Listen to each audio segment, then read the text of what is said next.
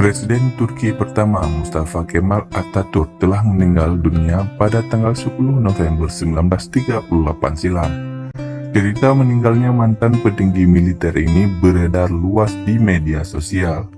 Dalam cerita itu disebutkan bahwa Atatürk meninggal dengan cara yang sangat menggenaskan. Dia disebut-sebut terserang penyakit kulit, jantung, dan darah tinggi. Cerita ini diunggah oleh salah satu akun Facebook pada tanggal 12 Mei 2019. Akun ini juga menambahkan sebuah narasi dalam konten yang diunggahnya. Selain itu, akun tersebut juga mengunggah gambar pria yang diklaim sebagai Atatürk. Dalam gambar tersebut terdapat sebuah narasi, mayatnya diawetkan selama 9 hari 9 malam, sehingga adik perempuan beliau datang meminta ulama-ulama Turki untuk memandikannya, mengkafankan, dan menyembahyangkannya. Hinanya kematian Mustafa Kemal Atatürk yang dikenal sebagai bapak modernisasi Turki dari perspektif barat. Dia sebenarnya adalah tokoh yang mensekularkan dan membunuh syiar Islam di Turki. Siapa lagi jika bukan Mustafa Kemal Atatürk yang diberi gelar Al-Ghazi ataupun orang yang memerangi.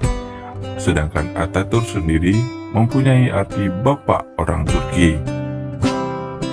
Atatürk adalah orang yang bertanggung jawab meruntuhkan khilafah Islam Turki pada tahun 1924.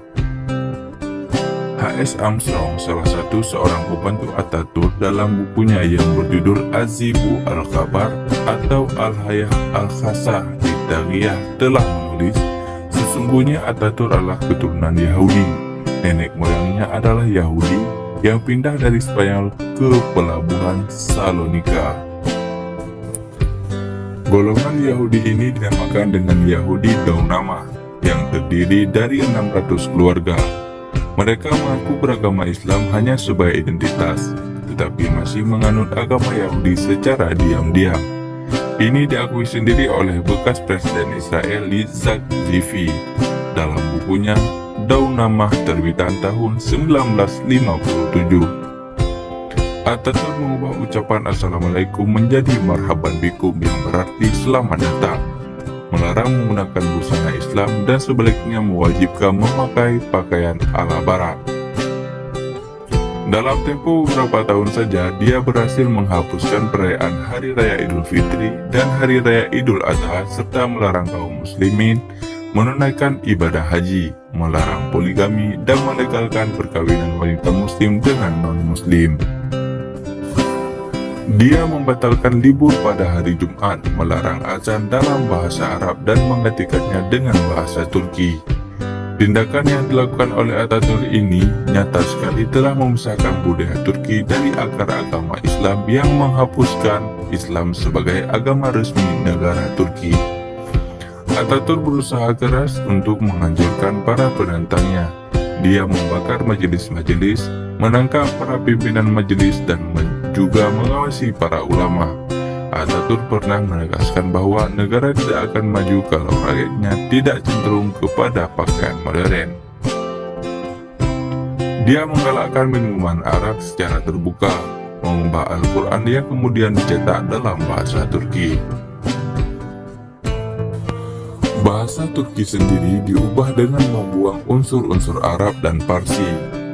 Atatürk mengubah Masjid Besar Hagia Sophia menjadi gereja dan setengahnya untuk museum, menutup masjid serta melarang salat berjamaah, menghapuskan Kementerian Wakaf dan membiarkan anak-anak yatim dan fakir miskin.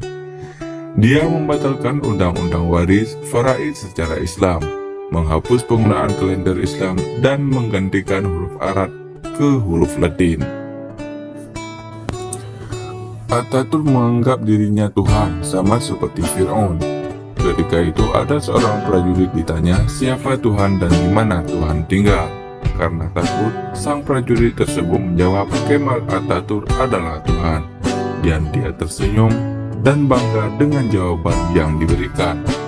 Saat menjelang kematiannya, Allah mendatangkan kepadanya beberapa penyakit yang membuatnya tersiksa dan tidak dapat menanggung azab yang Allah berikan di dunia.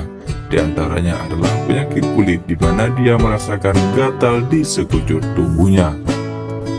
Selain itu, dia juga menderita penyakit jantung dan darah tinggi. Kemudian rasa panas sepanjang hari, tidak pernah merasa sejuk, sehingga pompa air dikerahkan untuk menyirami rumahnya selama 24 jam. Ataturk yang juga menyuruh para pembantunya untuk meletakkan kantong-kantong es di dalam selimut untuk membuatnya sejuk. Maha Suci Allah, walau telah berusaha keras, tidak ada yang dapat melakukan untuk mengusir rasa panas itu. Oleh karena tidak tahan dengan panas yang dirasakan, ia menjerit dengan sangat keras sehingga seluruh istana dapat mendengarnya. Karena tidak tahan mendengar jeritan, para pembantunya membawa Ataturk ke tengah lautan dan diletakkan dalam kapal dengan harapan beliau akan merasa sejuk. Maha besar Allah, panasnya tak kunjung hilang. Pada tanggal 26 September 1938, dia pingsan selama 48 jam disebabkan panas yang dirasakannya dan kemudian sadar, tetapi dia hilang ingatan. Pada 9 November 1938, dia pingsan sekali lagi selama 36 jam dan akhirnya meninggal dunia. Ketika itu tidak ada yang mau mengurus jenazahnya sesuai syariat. Mayatnya diawetkan selama 9 hari 9 malam sehingga adik perempuannya datang meminta ulama-ulama Turki untuk memandikan, mengkafankan dan mensalatkannya. Tidak cukup sampai di situ, Allah tunjukkan lagi azab ketika mayatnya akan dimakamkan. Sewaktu mayatnya hendak ditanam, tanah tidak menerimanya. Karena tidak diterima tanah, mayatnya diawetkan sekali lagi dan dimasukkan ke dalam museum yang diberi nama etnografi selama 15 tahun hingga tahun 1953. Setelah 15 tahun, mayatnya hendak dikuburkan kembali. Tapi Allah Maha Agung, bumi sekali lagi tidak mau menerimanya. Sampai akhirnya mayat Ataturk dibawa ke suatu bukit dan disimpan dalam celah-celah marmer seberat 44 ton. Lebih menyedihkannya lagi, ulama-ulama sezaman dengan Ataturk mengatakan bahwa jangankan bumi Turki, seluruh bumi Allah ini tidak akan menerimanya. Na'udzubillahi min dzalik.